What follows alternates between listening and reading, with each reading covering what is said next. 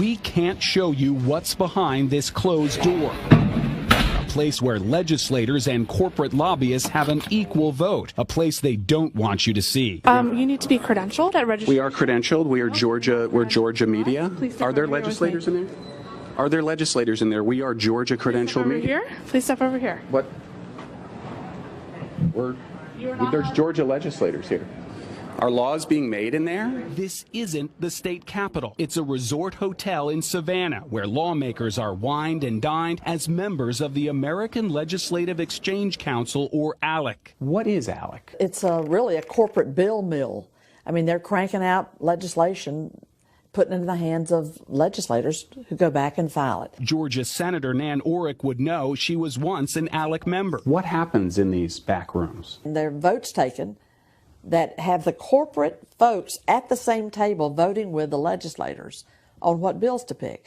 And that at its core just screams out inappropriate. You're telling me that in these rooms, a corporation has an equal vote with a legislator on a piece of legislation? They absolutely vote, and the truth be told, they write the bills. ALEC bills come complete with blanks where legislators need only fill in their state name, like the Asbestos Claims Priorities Act. This Georgia law that now prevents many asbestos victims from suing corporations matches the ALEC bill clause after clause, often word for word. The final vote was taken here at the Georgia Capitol, but the bill was first approved here, inside a Las Vegas casino at a closed-door ALEC meeting. Records show the 3 Georgia senators who sponsored the bill received more than $22,000 in ALEC scholarships to attend resort meetings the year before, during, and after the asbestos law was passed. This is money from corporations to legislators, but it's being filtered through ALEC, and they get a tax write-off? Well, ALEC is a 501c3 organization, charitable educational purposes. That's right. ALEC is an educational charity. The signature of Georgia's Speaker of the House, David Ralston, appears on this 2013 ALEC fundraising letter. He writes, "Your support of the scholarship fund is critical, enabling Georgia legislators to attend the annual meetings. Donations are 100% tax deductible and fund education efforts for legislators." Who's doing the educating? Inside that closed-door committee room in Savannah we couldn't show you, we saw the lobbyist for the cell phone industry seated across from Georgia State Rep Ben Harbin right before we were pulled out. Here we're credentialed to observe legislators here in Georgia wherever they meet to discuss laws. He's calling for backup. ALEC staffers had 4 off-duty sheriff's deputies standing by while we talked with the group's director of communications. Can we do an interview with you? Actually, no. Why not? If you'd please turn the camera on. No, we can't turn the camera off. That's one thing we don't do. Okay, well then I'd like to have you escorted out of the building, please. Okay, I'm a guest of this hotel. I'm actually staying here at this hotel.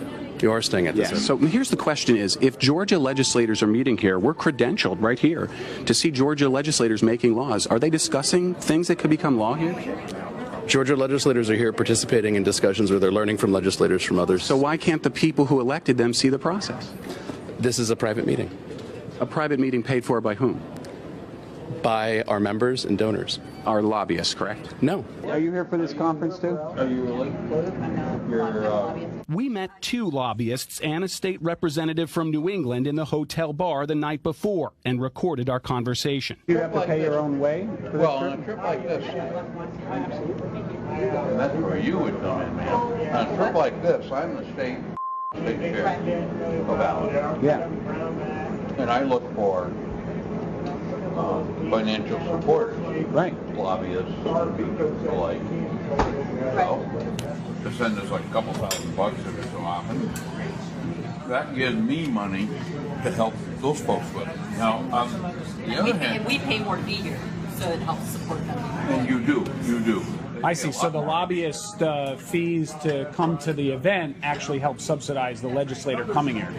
Our lobbyists, correct? No.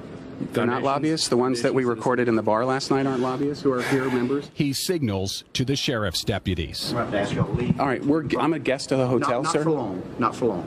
I'm here, but paying guest of this hotel, sir. We'll take care of that. Escort you up to your room and get your things. Did we violate some law or something? I mean, are we violating a law here? Don't say no. Don't say nothing. One of the Georgia senators who sponsored that asbestos bill, Renee Unterman, told the 11 Alive investigators she later dropped out of ALEC, calling it a group of angry white men controlled by industry, not legislators. Major corporations like Atlanta-based Coca-Cola have also dropped out of ALEC. Wow, eye-opening to say the least. Do lawmakers have to report payments for travel to these kinds of resort meetings? You would think, Brenda, but in Georgia, the answer is no. We filed half a dozen open records requests with Georgia legislators, including the Speaker of the House asking for receipts and reimbursements to ALEC events. Well, today we received this letter from their lawyer. Your request is denied. Quote, the General Assembly is not subject to the Georgia Open Records Law.